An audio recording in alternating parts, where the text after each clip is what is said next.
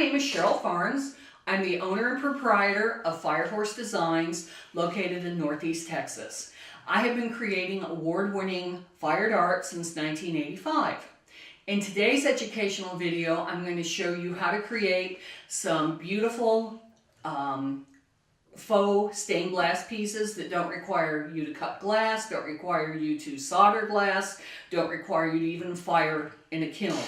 These are all objects that you see in front of me that have been done using this technique, and all you need is access to some paint brushes, to the product, and to your kitchen oven. This is an example of one of the pieces that I've done using this particular technique that I'm going to talk about today. I call it a firefly light. This is a clear glass bottle, like this. And you could use a wine bottle easily. And all I've done is I've added some product to frost the side of some areas of the glass. Then I used another product, which I'll talk about, to create the design. Baked it in an oven for about 30 minutes. And then I added some little LED lights that are battery powered. The batteries are in a little stopper here. And you have a lovely little light that you could put on a table on your patio in the summer, or use at a wedding, or you could do a Christmas type bottle and use it during the holidays. Another example of this technique that I'm going to show you today is this crystal bowl. This started out as clear glass. I used the product I'm going to tell you about in a moment, and I created this depression wear looking bowl. The product was applied on the outside, so you could put candy, fruit, whatever you want to on the inside. Another example is this crystal plate. The crystal plate was plain glass. Using the product, I applied a design of some horses dancing around the rim and then a primary horse in the center. This is applied on the top of the plate, so you don't want to use something like a knife or a fork that will scratch the surface. Once you bake the color on, it's permanent, but it will, chip off if you drag something coarse across it. You can put this in your dishwasher as long as you put it in the top shelf, and it'll be fine. Another example is this little apple cup. The design is painted on the outside, so you could use it for beverages. I've put a little tea light, a battery-powered tea light in here, and just made a little table decoration. This might be something you could give a teacher, for example, during Teacher Appreciation Week. So the product we're going to use today is called PBO Vitria 160. You can get this on Amazon.com. You can buy it at Dick Blick. It's actually made in France, but it's a product that you can get at quite a few different art stores. There are two versions of what PBO makes. There's the Vitria, and then there's the porcelain. The porcelain is usually used on solid materials, so in other words, non-transparent. It goes on darker and heavier, and this particular material is translucent, so that when the light strikes the bottle or whatever it is you put it on, the colors look more like stained glass. It comes in bottles. Okay, so this would be an example of one of their starter bottles. You can order larger sizes. I ordered a larger size in black because I tend to outline many of my pieces in black. The other thing that you can get the Vitria in is squeeze tubes. So you can actually make a raised surface if you're outlining something and you want to make it, very pronounced, or you want to texture whatever it is that you've put onto your glass. And I happen to have, this one's a pearl white, black, and gold. They also make it in copper and silver and a few other colors. And then they also make pens that have the product in them. And the pens are nice if you want to add some detail or sign your piece. So before we get going, you're going to need a few things. First off, you're going to need whatever it is you want to decorate. Here I have a plain glass bottle, and I also have a mason jar. Then you're going to need some paint brushes. I have some cheap artist brushes that I save for this particular material. I don't use these brushes with my fire dart material because you can never absolutely get a brush perfectly clean, and I don't want to contaminate the various medias that I'm using. I also have a couple of Sharpies so I can either trace my design onto the bottle or whatever it is, the dish I'm working with, or you can freehand a drawing and just kind of give you a pattern or a template to go by, kind of think of it like a coloring book, or you can freehand and do a design that way. And I have an X-Acto knife. I use that in case I, run off a line or something like that, and I can just carefully scratch off whatever it is that I want to remove. Before this material dries, you can just wipe it off with a damp cloth. So if you put a pattern on there and you realize, I really don't like that, if it hasn't set up, you can wipe it off. If it has set up, if you get some Windex vinegar-based window cleaner, it's the clear material and it says vinegar only. You can use that also to clean up the material before it's baked on. Once it's baked on, the only way to get it off is to take a X-Acto knife and really scrape and scrape and scrape. The other thing I like to use is a little 6-well plate. You can see this one's got dried acrylic and such on it. This is the one that's dedicated to the product I'm going to show you. Once it dries, it's hard to get off, so that's why it's got some color on there. You're going to need some water. I also have a little squeeze bottle with water so I can dilute my color if I want to make it more transparent. You might want to use a sponge for a sponge application because you can use stencils. So for example, these are stencils I got at one of the local hobby shops. They're sticky on one side. You can just take the stencil, put it on your surface, press the stencil down like so, and then you can take your sponge and dilute your color and then just sponge it on, let the material dry, and then you can pull off the stencil and your pattern will be there. So the first thing I'm going to do, I'm going to work on this bottle and I want to frost it a little bit. And don't worry about trying to write things down. I will have a PDF file that you can access that has all of the details so far as what to order, where you can get it from, and the instructions on how to apply the material. So just kind of follow along with the video and then you can download the PDF file later. So what I'm going to do is I'm going to take some frost etching, and this happens to be a Martha Stewart product. I like it. It seems to work very well. It's just called her Frost Etching Effect material.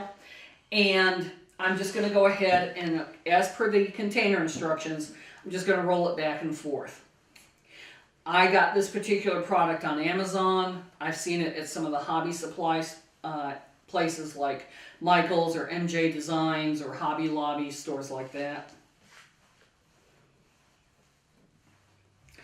Okay, then what I'm going to do is I collect these little cups whenever I go to a fast food restaurant or something like that, and they give me jam or salsa or something in a little cup with a cap. I keep the cup because these cups come in very handy.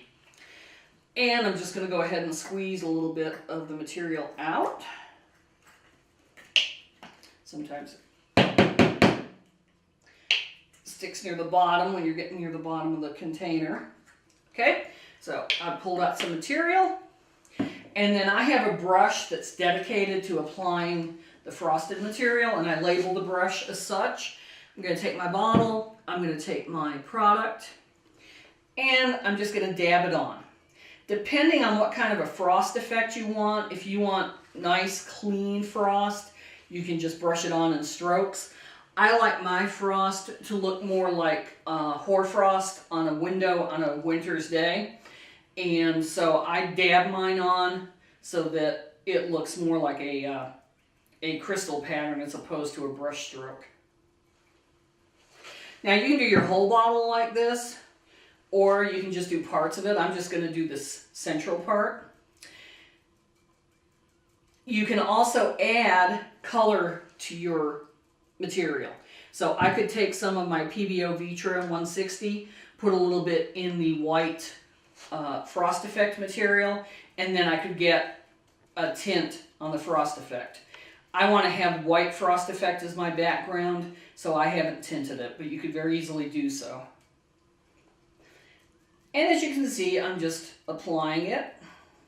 This dries very quickly, so by the time I get to the other, to get the entire area covered, the top part of the bottle will be dry.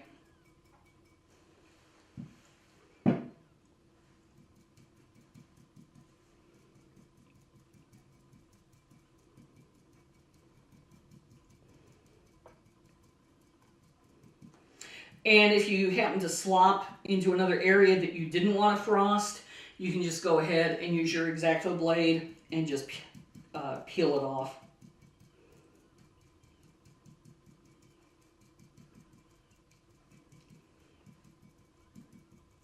You can see this isn't taking much time at all.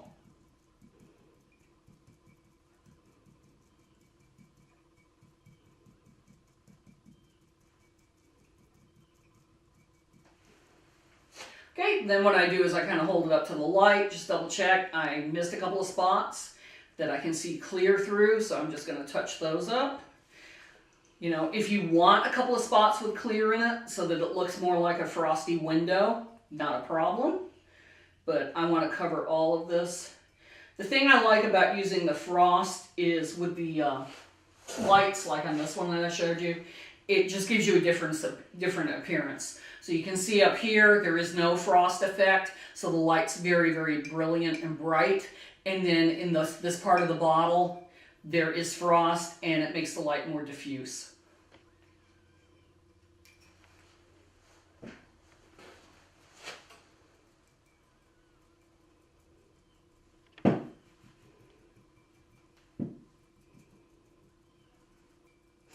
And it doesn't take much product to make the frost. So you only want to squeeze out a little bit, and then, you know, if you need more, you can always go back and get more. So I've had this container for a couple of years, and it doesn't, you know, it lasts a long time, depending on how much stuff you're frosting at any given moment. So I'm going to put this to one side just for about 10 minutes or so, and just make sure it sets up really well. And then we'll come back and we'll start adding your color to it. Okay, so I let the etching dry for about 10 minutes, just so I can rub my hand on it and it's not going to move around. So now your next step is to determine what you want to put on your piece of glass. If you're not sure, you can go online, look up line art, you know, for flowers, for animals, whatever you want to put on your bottle, and you can just go ahead and, if it's a plate, you can just trace it on top. If it's a bottle like this, you can just put your printout on top of it and then press down with a pencil, and it will trace a very light line onto the etching area. I'm going to go ahead and freehand a pattern, but I'm going to use a Sharpie just so I know where my design is going to go. Okay, so I'm just going to go ahead and do a floral pattern.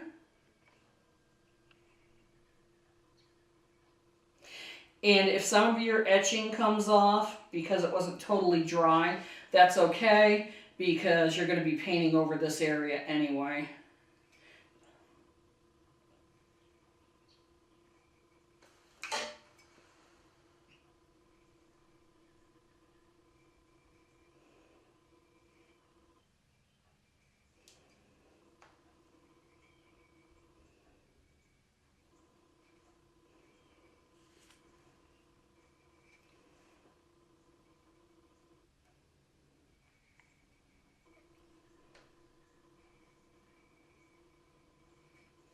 So all I've done is I've sketched in a little design. I put a flower on there, some leaves, and some tendrils. So it's kind of like a vine pattern. You can do that all the way around if you want to. You can do it just on one side. You can always come back and draw some more if you want to, but for the time being, that's my pattern.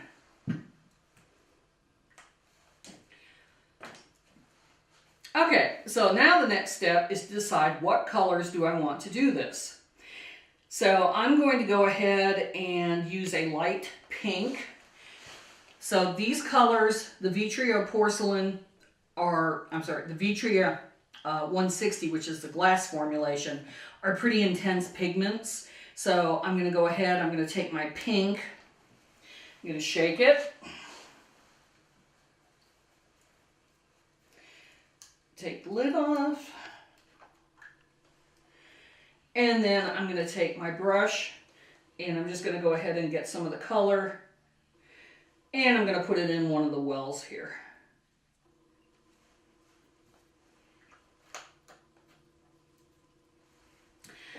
And then what I'm going to do is I'm going to take that brush that's still got the color on it, and I'm just going to kind of dilute out some of the color. Because you can always go back and add more color. So I like to start out with a thinner application, and then I can add it for shading. Okay? Then what I'm going to do is I'm just going to go ahead and go to the tip of my flower, and I'm just going to pull it down. Don't worry about the Sharpie showing. We're going to cover that up a little later. So all I'm doing is I'm taking my color and I'm putting my first layer on. Remember, you can always build up your color. It's much easier to add color than it is to take it away. And especially if you're going to be putting lights in this bottle, you're going to want it slightly lighter, more translucent, so that the light shows through. If you're doing something like a plate where you're not going to have light necessarily, backlighting it or something of that nature, then you're going to want to put a heavier application just so that the design stands out more. Okay, so you can see there's some shading done there. It's not one intense color all the way through. So now what I'm going to do is I'm going to go back, I'm going to pick up some of my darker undiluted color and add it to the tip of the flower. And that's just going to go ahead and give me a little bit of shading. You can see what's going on there. And I'm going to get some even darker because no flowers are shaded exactly alike. And I'm going to add some of the darker. And I went outside of my Sharpie mark. That's okay. We can go back later and fix that when you outline your flower if you want to outline it.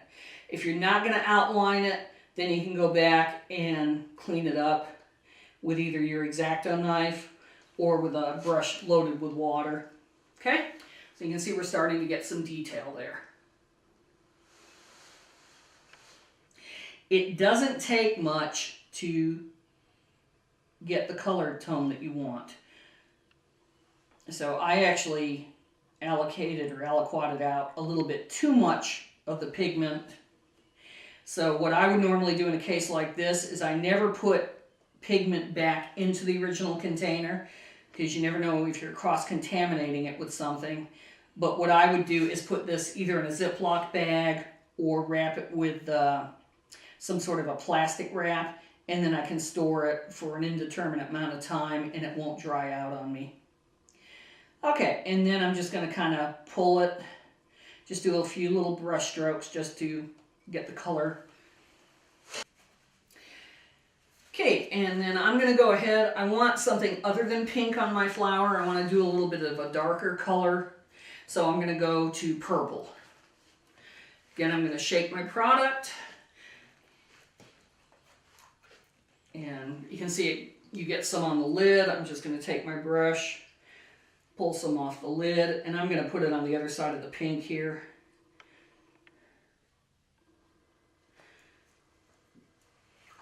And you can tell, based on the amount that I'm using here, one set of these small bottles, the starter set, is going to last you quite a while.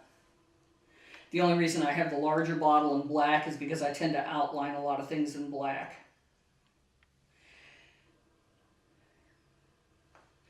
Okay, and all I'm doing here is I'm kind of, I call it splotching. I'm just splotching some of the purple on there just to give it a little bit of more of a leaf or a petal type appearance.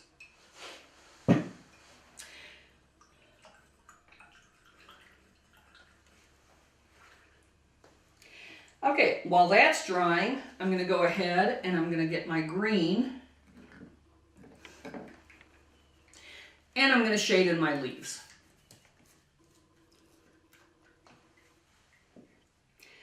Again, I'm just going to pull a little bit off the lid.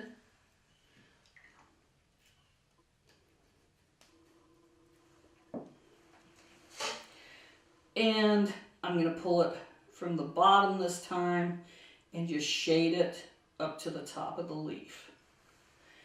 So pulling it from the bottom, shading it up to the top of the leaf.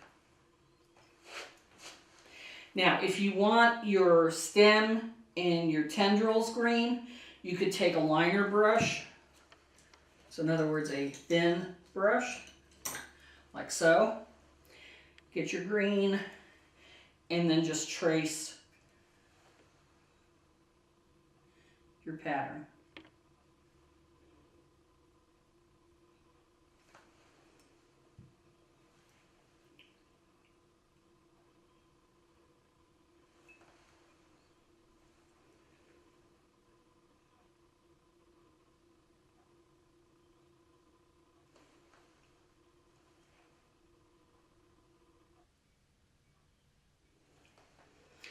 The other thing you can do while you're doing this is you can outline your leaves with the green.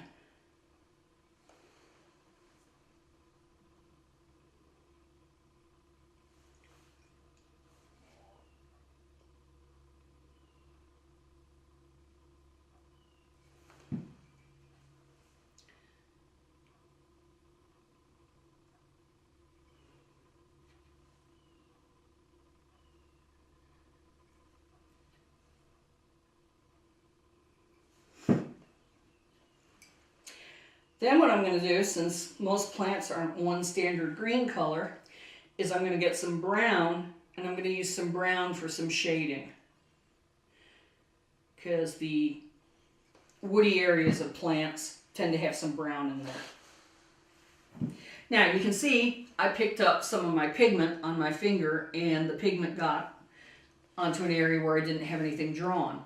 So rather than fret and try to remove that, I'm just going to take that and make that into another tendril.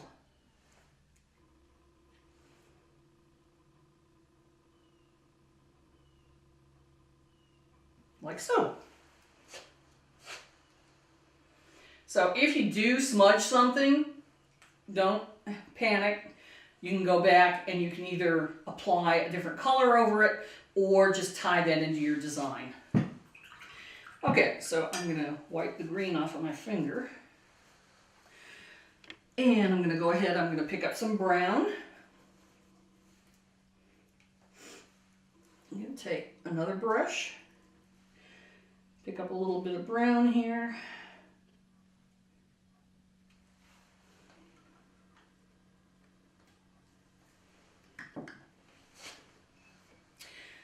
And now what I'm going to do is I'm just going to go ahead and sketch in a little bit of brown here and there on the stem. And then I'm going to go ahead and vein the leaves, so I'm going to use the brown for the veining as well there. So you can see I'm adding just a little bit of depth to the leaves. You know, if you want to make your leaves serrated, you can bring the brown out a little bit, and that can also hide if you smudge something. So I'm just making the leaves, instead of smooth, they've got a little bit of a jagged edge now, and it also gives it a little bit of a shadow.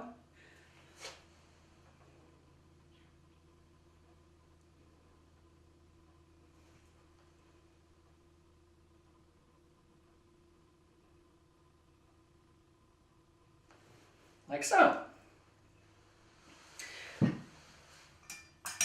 So that would be how you would apply the paints or the pigments that are in bottles. So you also have these pigments that are in tubes. And the tubes have a fine little nozzle, so you can use these to outline things. So I'm going to use the nozzle to add some color to the center of my flower. And I'm just going to use little beads of the white. And they sort of make little Hershey kiss shapes.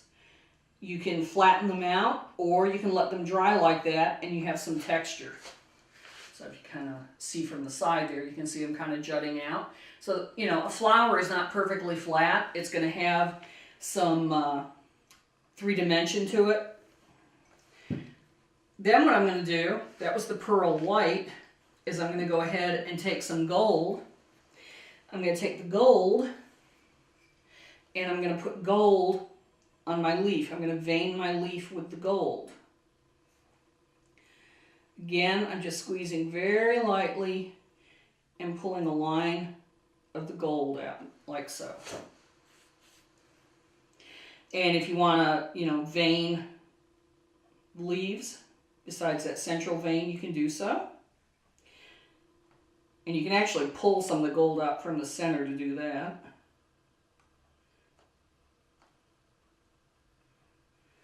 Like so. I'm also going to use the gold to just put a little bit of veining in the leaf, in the petal itself. Again, it's mainly for visual interest. You know, I have done China painting for realism with flowers, and then I work off of a actual photograph. But this is strictly a design, and I'm not necessarily concerned about getting the floral and the leaf aspect actually perfectly, you know, like it would be a living flower. This is more of an abstract design, so I'm going to add color and depth and texture where I feel like it just brings some interest to the bottle and to the pattern. Okay, next thing you can do is you can take your black and you can outline your pattern. Whoop. And you can see the black, since I squeezed the tube a little bit too hard, it's starting to leak out. So I just go in, just clean it up with the paper towel, and it's still leaking a little bit here. So you don't want to roll it too tight, otherwise you are going to be wasting your product, because now you can see it stopped leaking.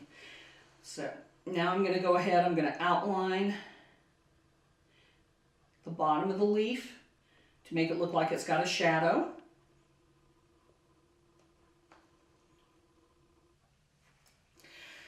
And I'm going to come around and I'm going to outline parts of the flower, not necessarily all the flower. It sort of depends on what your, you know, mental vision is.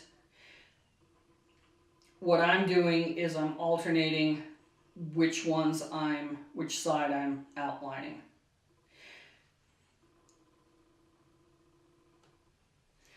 So you can see I've outlined one side on each of the petals. Now I could go back and go ahead and outline the other one if I want to really make it intense. And this is where you can kind of make little swirls at the end of the petal. If you're like painting, say, a columbine flower, they have kind of like a little point on the end of their flower, and you can use the black to do that. You can also use the black to hide where you might have gone over your pattern, like so. And you can also put black in the center of the flower where you put the pearl white, just kind of make the pearl white more prominent as well.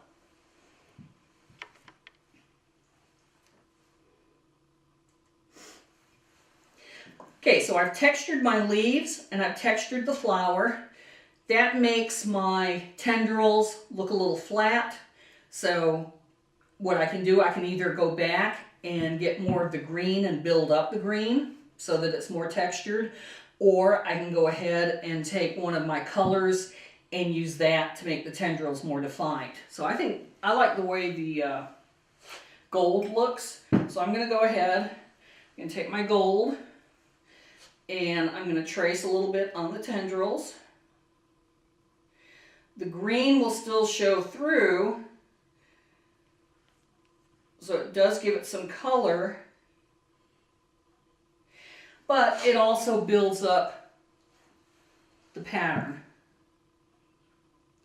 So again, all I'm doing is following what I painted in originally.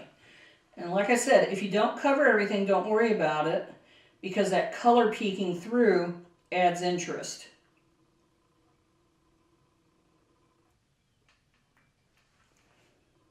And if your gold blobs on you, just go back, pick it up, and just spread it out a little bit.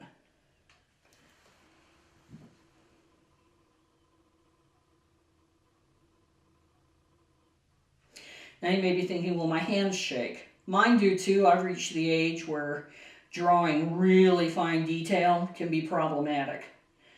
So you'll notice one of the reasons I got green on my finger is I rest my hand on whatever it is I'm drawing for stability. So I'm holding the top of my bottle, and then I'm also got my hand propped up against the base of it. And that gives me stability.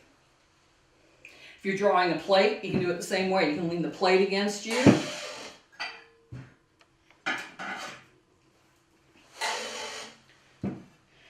So you can lean the plate against the table, lean the plate against you, and then just draw whatever it is you're trying to enhance. Okay, so this plate had already been baked in the oven, but I'm adding more color to it, so I will have to reprocess the plate.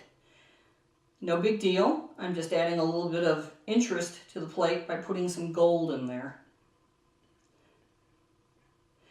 You can see I've got it propped against my abdomen here, and I've got it supported with my hand.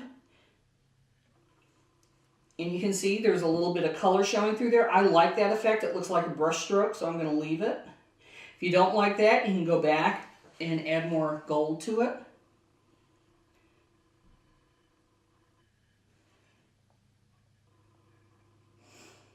And I'm not going to cover all of my black outlining. I'm just using the gold to make some interest. In other words, you know, make it stand out a little bit from the rest of the plate. So I'm putting some gold in the hoofs, but I'm not going to outline the legs.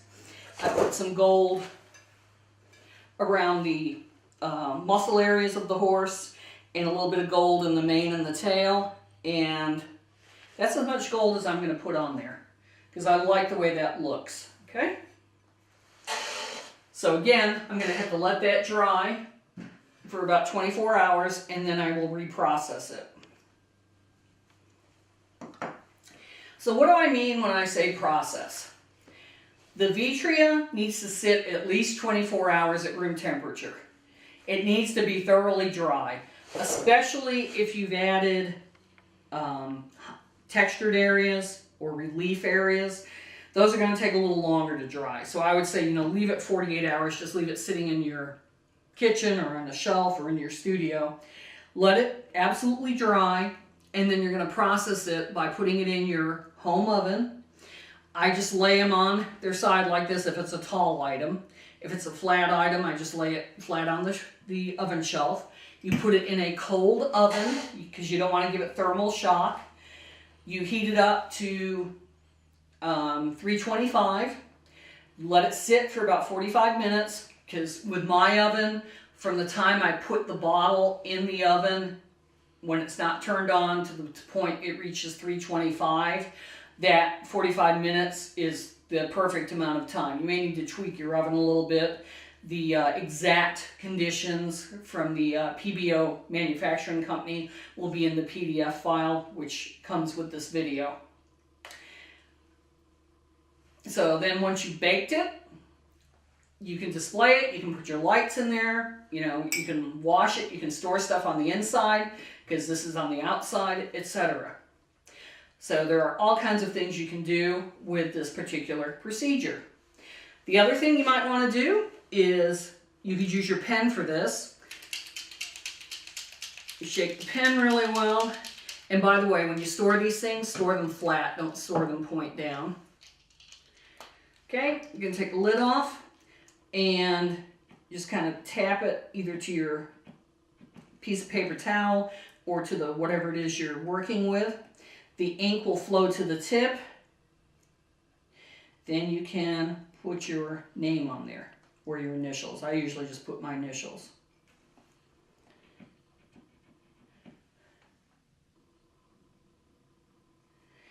And these pens will give you a good dark line. If it's not, that means you don't have the pigment flowing yet.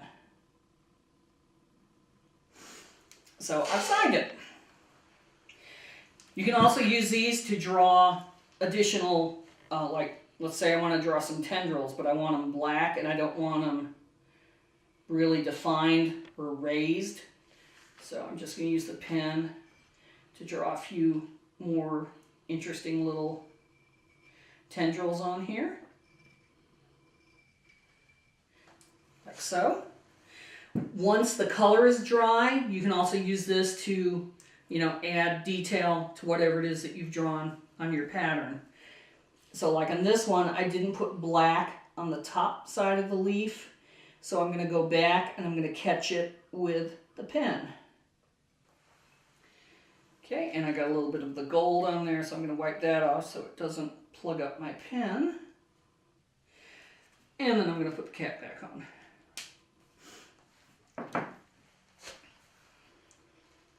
So, if you want to do the other side, you can do that now, just keeping in mind as you're holding it and you're drawing that the back side is wet, so you don't want to pull it to you, because you'll get that all over your clothes, and this stuff does make a mess if you get it on clothing and such.